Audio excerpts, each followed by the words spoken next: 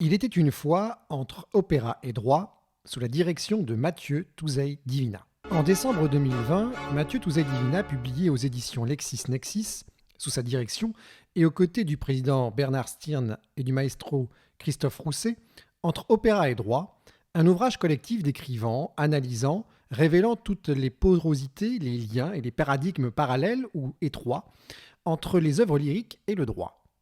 Mathieu Touzey Divina est professeur à l'université de Toulouse 1 Capitole.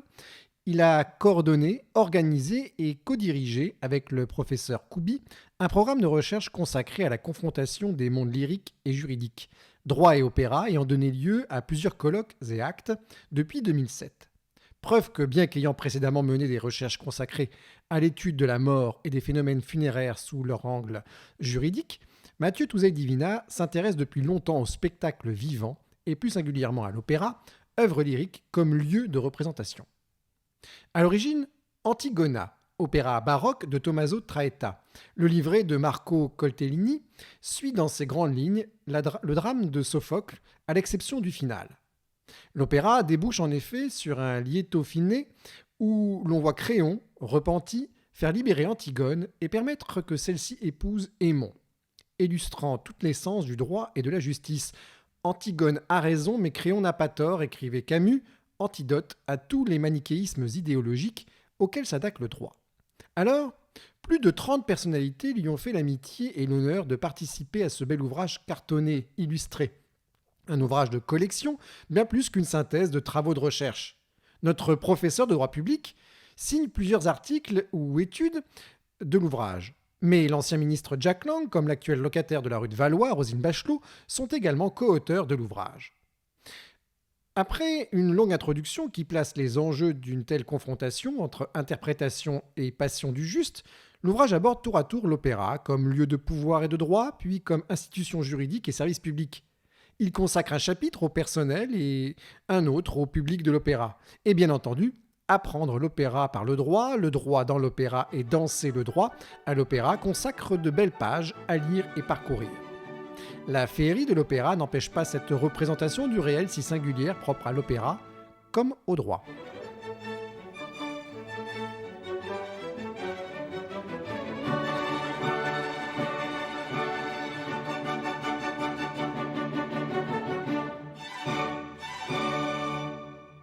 Mathieu Touzey Divina, bonjour. Première question. Alors, quelle a été la genèse de cet ouvrage? Bonjour. La genèse de l'ouvrage Entre opéra et droit est une genèse qui est longue, puisqu'en fait c'est un parcours qui a quasiment 20 ans maintenant. Ça a commencé autour de l'an 2000, lorsque les talents lyriques, la formation baroque des talents lyriques, a proposé de mettre en lumière un opéra baroque de Traetta, qui n'est pas très connu, qui s'appelle Antigona. Et à la suite de cet opéra, avec Geneviève Koubi, on a eu comme un choc véritablement entre justement la confrontation du droit et de l'opéra. Et de ce choc, on a mis en place plusieurs colloques, plusieurs conférences, notamment avec l'aide de l'Institut de France et notamment de François Terré. Et à la suite de ces colloques universitaires, il y a eu plusieurs publications et un éditeur m'a contacté pour savoir si on ne pourrait pas faire quelque chose d'un petit peu nouveau, de faire un beau livre avec une belle iconographie justement sur ces deux mondes, le monde du droit et le monde de l'opéra. Et partant, l'ouvrage qu'on vous propose, c'est un ouvrage qui est vraiment celui de plusieurs rencontres entre plusieurs mondes, le monde du droit et le monde de l'opéra.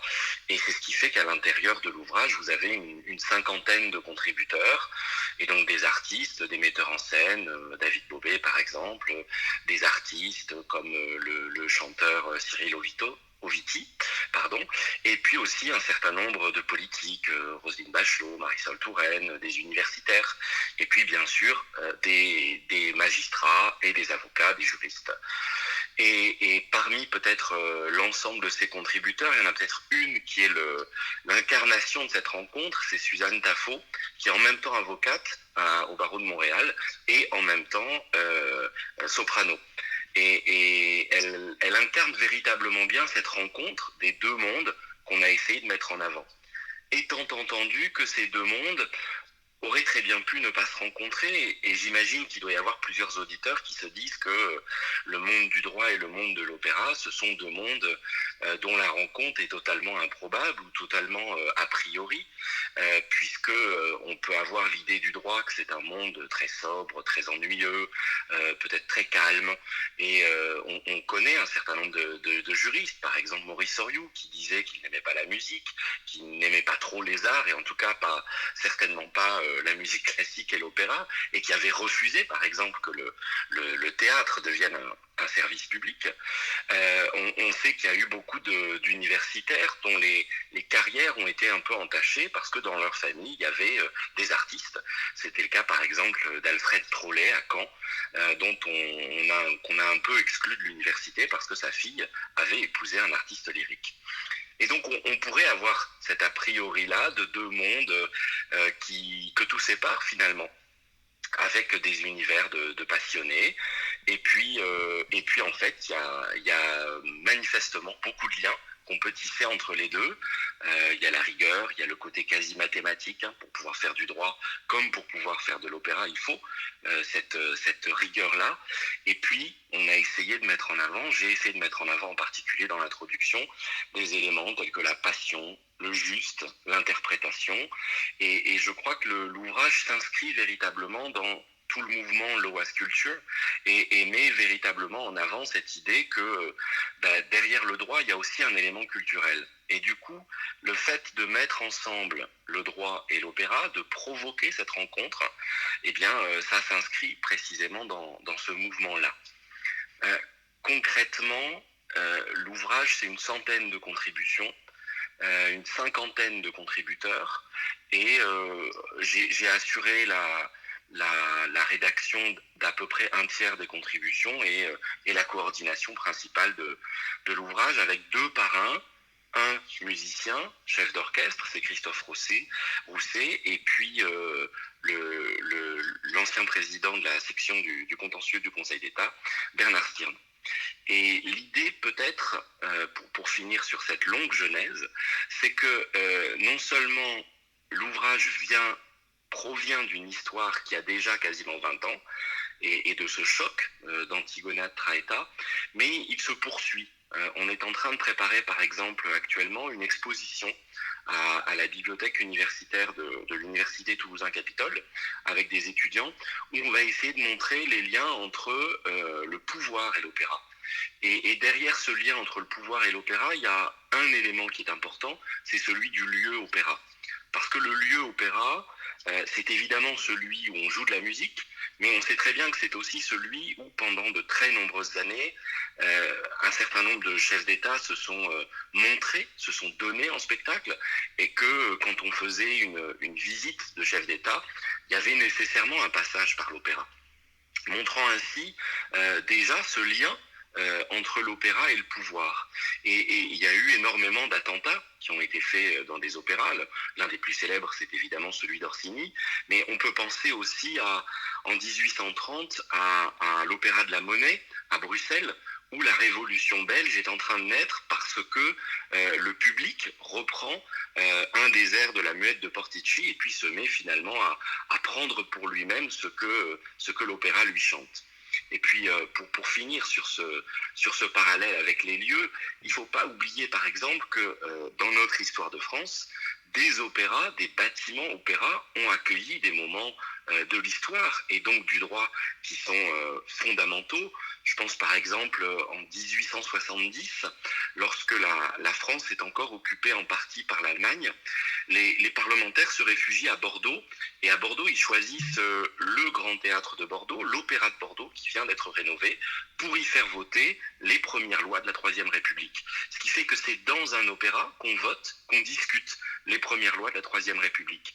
Et quand ensuite les parlementaires reviennent vers Paris, comme Paris est encore occupé, ils choisissent Versailles.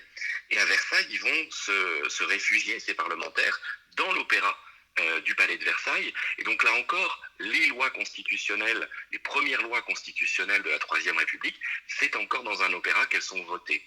Et puis, chacun se souviendra qu'en 1940, on termine cette Troisième République comme on l'a commencé, dans un opéra, puisque c'est à l'opéra du Casino de Vichy que les parlementaires vont voter la loi du 10 juillet 40 qui va donner les pleins pouvoirs au maréchal Pétain. Alors vous abordez l'ouvrage par le droit et l'opéra comme deux représentations sociales du réel. Pouvez-vous nous expliquer votre approche? Oui, alors on peut évidemment penser que le droit c'est une technique un peu froide, que c'est simplement un instrument, un outil, une norme. La conception que j'ai eue en dirigeant l'ouvrage, c'était de dire que oui, le droit est un outil, c'est évident, et on peut le regarder uniquement comme un outil technique très objectif, mais on peut aussi regarder non seulement celui qui l'utilise, c'est-à-dire par exemple le législateur ou le juriste, mais on peut aussi regarder l'objet du droit. Et je crois que l'objet du droit, c'est l'activité humaine. Le doyen Foucard disait, l'objet du droit, c'est l'homme. Et je crois que véritablement, le lien qui permet d'unir le droit et l'opéra, c'est cette vision de ce qu'est le droit. Si on part du principe que l'objet du droit, c'est l'activité humaine, alors on peut commencer à accepter ce que tous les juristes n'acceptent pas, c'est-à-dire le caractère fictif du droit. Le droit, il n'existe pas. Vous existez, vous qui écoutez ce que je suis en train de raconter, j'existe aussi physiquement, réellement, mais le droit, lui, matériellement, il n'existe pas. Il produit des droits et des obligations, mais matériellement, il n'existe pas, ce qui implique qu'il est une représentation du réel. Le droit, c'est ce que la société dit que les choses sont.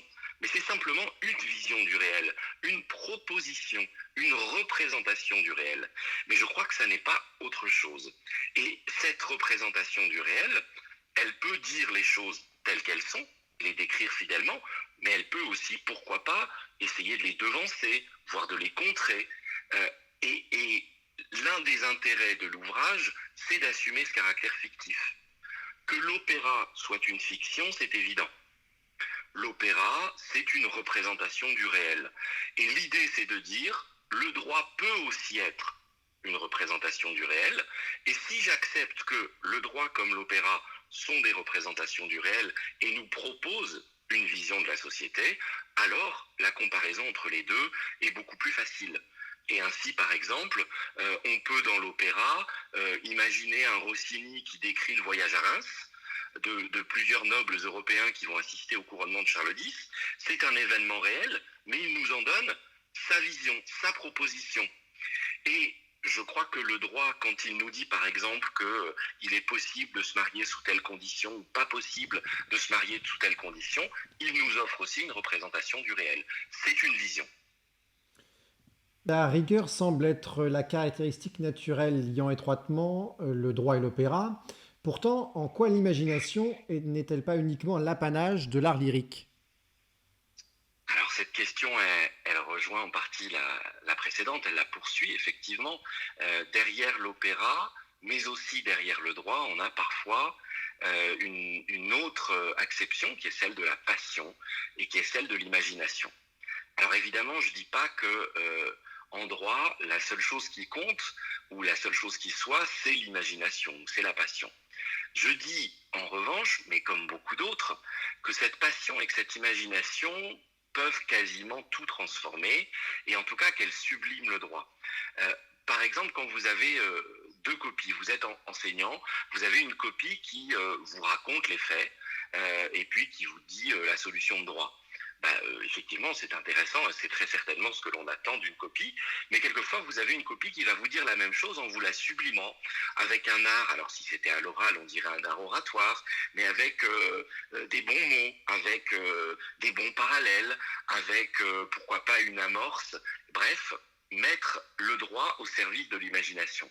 Et là, évidemment, on retrouve une citation que tous ceux qui ont travaillé sur les liens entre droit et art connaissent, c'est la fameuse citation de Giraudoux, qui nous dit dans La guerre de Troie n'aura pas lieu, que le droit est la plus puissante des écoles de l'imagination. Jamais poète n'a interprété la nature aussi librement qu'un juriste la réalité. Et c'est exactement ça que l'on met en avant en disant que l'opéra, mais le droit aussi, sont au service de l'imagination, ou plutôt l'inverse, que l'imagination est à leur service. Dans Entre opéra et droit, vous estimez que la subjectivité du juste et de l'interprète innerve nos deux sujets d'étude. Alors, en quoi le droit, comme l'œuvre lyrique, n'ont-ils une réalité qu'interprétée? Bon, alors ça, c'est un peu la question qui fâche, donc je vais essayer d'y répondre le plus sereinement possible. C'est la question de l'interprète. Autrement dit, est-ce que en droit ou à l'opéra, l'interprète est le plus important? Alors, il y a deux possibilités, je crois, deux façons de répondre à cette question. Soit vous faites partie de ceux qui disent le pouvoir le plus important, c'est celui du créateur, et il n'y a que le créateur, et en fait l'interprète ne compte quasiment pas. Et en droit comme à l'opéra, vous avez un certain nombre d'auteurs qui disent cela, que seul compte le compositeur à l'opéra, que seul compte par exemple le législateur en droit. Et puis il y a un autre courant, et en droit par exemple c'est ceux qu'on appelle les partisans de la théorie réaliste de l'interprétation, par exemple Tullio Ascarelli quand il dit fuori dall'interpretazione non c'è norma, hors de l'interprétation il n'y a pas de norme, il n'y a pas de règle de droit. Eh bien effectivement cela revient à dire que l'interprète est aussi créateur. Alors certains vont même jusqu'à dire que c'est le seul créateur, l'interprète. Moi, je suis un peu entre les deux. Je dis simplement que l'interprète est nécessairement, potentiellement créateur. Ce qui ne signifie pas que l'interprète est le seul. D'abord, évidemment, il y a celui qui écrit le texte, celui qui compose la musique, mais celui qui va fixer le sens définitif, celui qui, à l'opéra, va permettre au spectateur d'entendre, c'est pas celui qui a écrit, ou c'est rarement celui qui a écrit l'opéra, c'est concrètement l'interprète. Et le problème, et ce qui est en fait magnifique, tant en droit qu'à l'opéra, c'est qu'il n'y a pas qu'un seul interprète. Des interprètes, il y en a plein. En droit, vous avez l'administration, vous avez le juge, vous avez évidemment les universitaires, les étudiants, les avocats, qui défendent un certain nombre de positions d'interprétation. Et à l'opéra, c'est pareil. Il y a l'auteur, il y a le compositeur, mais le jour où on joue la pièce, il y a le metteur en scène, il y a le chorégraphe, il y a le chef d'orchestre, et puis parfois il y a même les artistes qui estiment qu'ils doivent faire primer leur interprétation. Et si vous regardez le monde de l'opéra, évidemment qu'on se souvient d'un Mozart, qu'on se souvient d'un Verdi, d'un Rossini, mais on se souvient aussi de très grands interprètes, une La Callas, une Tebaldi, on a leur nom en tête. En droit, c'est pareil, on se souvient de très grands législateurs, mais on se souvient aussi de très grands universitaires et de très grands interprètes et de très grands avocats. Mathieu Touzeille Divina, pouvez-vous nous donner un ou deux exemples d'incursion du droit dans une œuvre lyrique pour que nos auditeurs saisissent bien que le droit est aussi un sujet comme les autres traités par l'opéra? Alors des exemples, on pourrait en donner plein à l'intérieur de l'opéra baroque en particulier, parce que souvent dans l'opéra baroque, vous avez une œuvre qui a été composée pour un monarque éclairé. Et donc à ce monarque éclairé, on va lui faire comprendre par exemple qu'il faut éviter d'être un tyran, dénoncer les pouvoirs absolus. Et vous avez ainsi plein d'opéras qui mettent en avant ces éléments. Vous avez chez Verdi, qui par ailleurs a été député, une mise en avant du peuple. On sait que Handel a beaucoup travaillé pour mettre en avant le droit et le roi d'Angleterre. Lully, le droit et le roi de France. Et puis peut-être que l'exemple le plus important, c'est, là encore, j'y reviens, celui d'Antigone. Antigone, cet opéra du XVIIIe siècle, de Traetta, qui reprend Sophocle, mais qui ne garde pas toute la dramaturgie de Sophocle, puisqu'à la fin de l'opéra, Antigone, elle ne meurt pas. Et pourquoi elle ne meurt pas?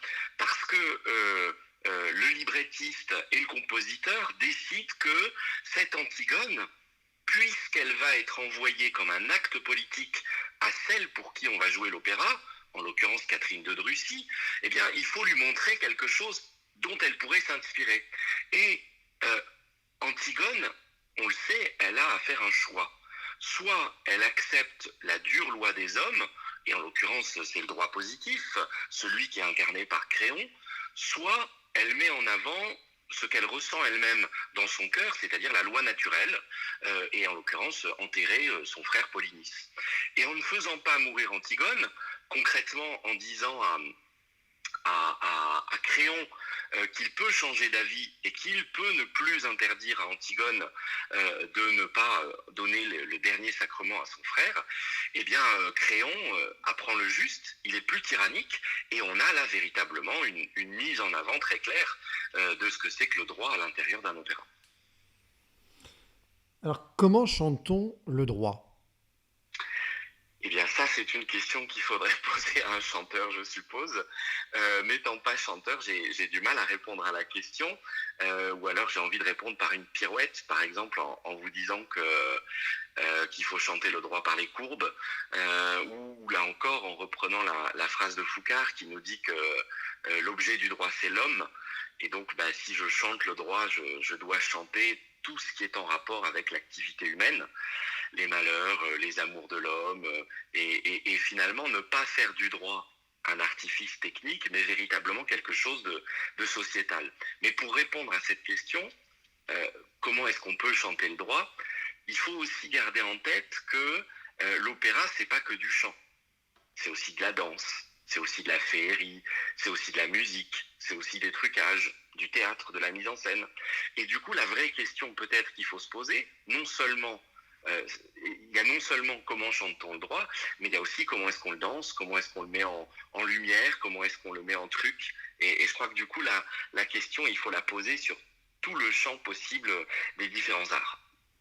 Et vous l'abordez justement dans le cadre de l'ouvrage entre opéra et droit que nous étudions ensemble. Revenons au lieu opéra, l'opéra institution. Le droit est dès l'origine un régulateur du service public de l'opéra. Alors en quoi est-ce essentiel pour le rôle social de l'opéra en France? C'est un lien qui est très important à l'intérieur de l'ouvrage, celui qui consiste à dire que l'opéra peut être en France un service public. Et en disant qu'il peut être, ça ne signifie pas qu'il doit l'être. Alors ça, chacun peut en penser ce qu'il veut, mais ça signifie que dans certains pays, à certains moments, la puissance publique estime que c'est d'intérêt général. Et en l'occurrence, l'opéra, il est service public avant même d'être reconnu explicitement par la loi. Il est service public dès que Louis XIV, dans un acte de puissance publique, dit « L'Académie royale de musique et de danse, je vais y mettre un financement public », et quasiment une fonctionnalisation. Il ne faut pas oublier que, par exemple, parmi les premiers danseurs de cette académie, on trouve les premières pensions de retraite, ces fameuses pensions de retraite à 42 ans qui ont été encore très récemment contestées par un certain nombre de personnes.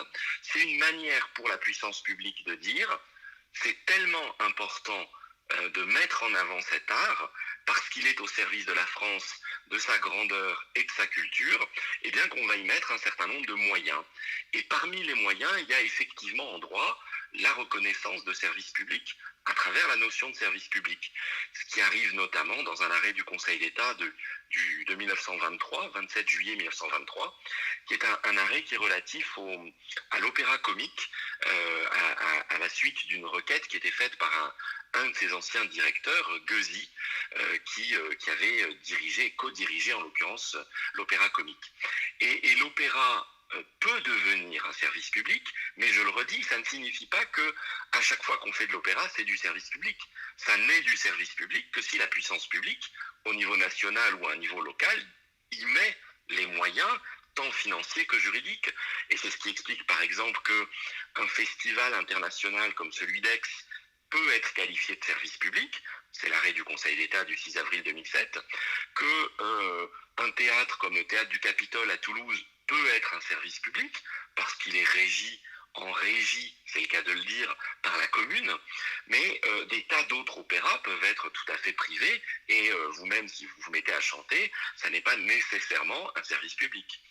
Et le plus important dans tout ça, c'est qu'évidemment, que si on reconnaît que l'opéra peut être un service public, alors on doit en tirer les conséquences juridiques et notamment appliquer ce qu'on appelle les lois de Roland. Donc par exemple la mutabilité, l'égalité, toutes ces règles-là qui font que si j'admets que l'opéra est un service public, alors je dois pratiquer l'égalité d'accès. Ce qui signifie par exemple que je dois permettre à tout le monde d'accéder à l'opéra. Je dois permettre aussi la continuité du service, ce qui fait que même s'il y a une pandémie, je dois proposer par exemple qu'il y ait un accès différencié, par exemple par les voies économiques. Et puis évidemment, la force du service public opéra, c'est son rattachement à la puissance publique et en particulier son financement public. Alors, on ne peut malheureusement pas aborder la trentaine de sujets, d'études et de chapitres de votre ouvrage, mais on ne peut évoquer l'opéra et le droit sans parler du droit de la propriété intellectuelle. Pourtant, l'histoire du droit d'auteur sur les partitions ou les livrets est plutôt rocambolesque. Pouvez-vous nous raconter succinctement la construction de ce lien à travers le 19e siècle notamment? Alors, je ne suis pas du tout un spécialiste de propriété intellectuelle, mais c'est vrai que vous avez raison, on ne peut pas aborder la question de l'opéra et de son rapport au droit sans parler évidemment de cette question de propriété intellectuelle. Et effectivement, à l'intérieur de l'ouvrage, vous avez plusieurs contributions qui en témoignent. Tout simplement parce que, on le sait, les différents droits nationaux vont appréhender de manière différente le droit d'auteur. Par exemple, en France, très tôt, on a eu, autour de la Révolution française, un certain nombre de reconnaissances de droits auprès des auteurs. Mais c'était uniquement des auteurs français. Et c'est ce qui fait, par exemple, que vous avez un très gros contentieux entre tous les compositeurs d'opéra qui ne sont pas français, ce qui va être le cas, par exemple, de Verdi. Verdi a beau être né français, puisqu'il naît à une époque où l'endroit où il est fait partie de la France, mais il est ensuite italien, et comme il est italien, ses droits sur sa propre œuvre ne peuvent pas être traités comme les droits d'un Français. Et donc vous avez ainsi énormément de contentieux, non seulement au XIXe siècle, mais encore aujourd'hui, puisque quand vous avez une œuvre, que ce soit la musique ou que ce soit les paroles du livret, on sait qu'au bout d'un certain temps, après la mort de l'auteur, on dit que l'ouvrage tombe dans le domaine public. Et quand il tombe dans le domaine public, ça devrait faire que normalement, n'importe qui devrait pouvoir être amené à pouvoir faire ce qu'il veut à partir de cette œuvre. Sauf que dès que vous avez quelqu'un qui arrange l'œuvre, qui la retranscrit, qui la copie, qui l'enregistre, qui l'interprète, eh bien vous ajoutez de nouveaux personnages, de nouveaux acteurs, de nouveaux interprètes, et ça donne un contentieux qui part véritablement dans tous les sens. On a de très grandes affaires autour des œuvres de Rameau, les Boréades ou Platée, évidemment aussi l'affaire du dialogue des Carmélites, qui vont faire que cette protection des droits d'auteur, elle est finalement comme un opéra lui-même, c'est-à-dire rocambolesque, partant dans tous les sens, avec parfois des choses qui sont difficiles à comprendre ou à suivre pour celui qui les lit. Mais c'est aussi ça, je crois, la magie autant d'un opéra que du droit, c'est d'avoir ces épisodes à rebondissement et de tenir en haleine parfois le lecteur ou le spectateur ou l'auditeur. Mathieu Touzey Divina, vous êtes un passionné, passionnant et c'est peu commun. Je vous remercie de cet entretien à la fois riche et intrigant qui donnera certainement à nos auditeurs l'envie de lire Entre opéra et droit aux éditions LexisNexis.